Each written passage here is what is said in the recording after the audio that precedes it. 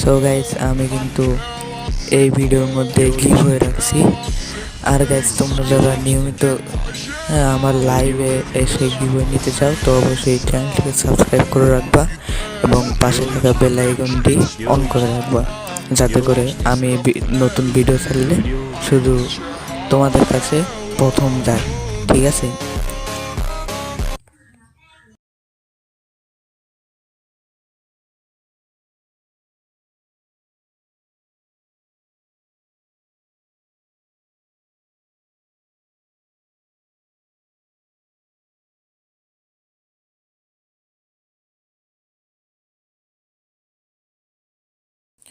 আর guys এটা কিন্তু রমজান মাস, আর রমজান মাসের পরে কিন্তু ঈদ আছে।